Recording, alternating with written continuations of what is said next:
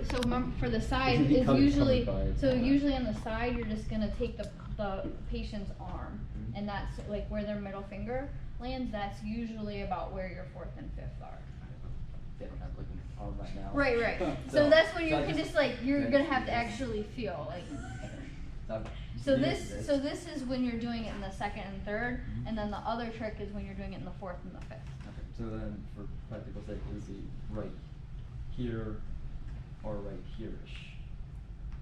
Right here, and then like should be around here. Right here? Yeah. This is like should be like right here, and like right around here. Okay. Alright.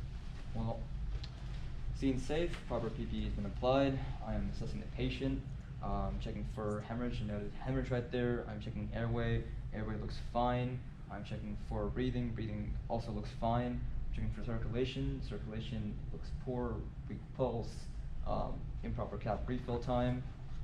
I assess that they have pulmonary tension. I've seen that they have jugular vein distension and jugular deviation, cyanosis around the lips and fingertips. So I'm now going to apply this.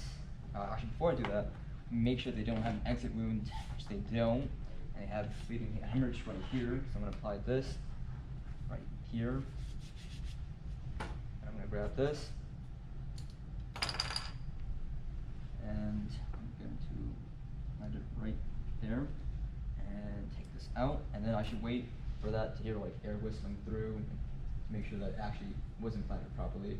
And then I'll just leave them there, maybe move them to a safer spot. I'm not sure if we usually don't move them until we finalize all the. Well, you do move them, right? You put them in like a.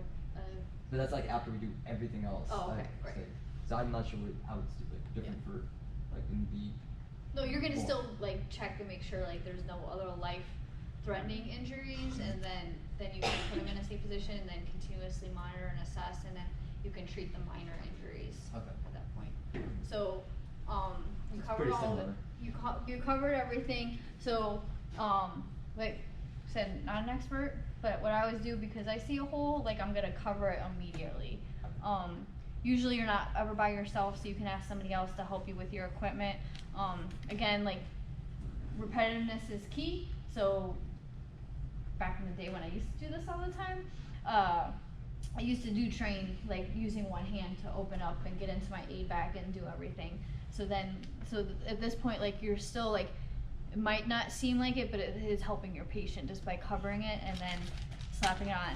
And like, so I always wait and do the exit wound afterwards, because if they're lying on the ground or like with us with our kit, like that's putting a little bit of pressure on that exit wound, so you can treat the immediate danger and then roll over and do the secondary. Does that make sense?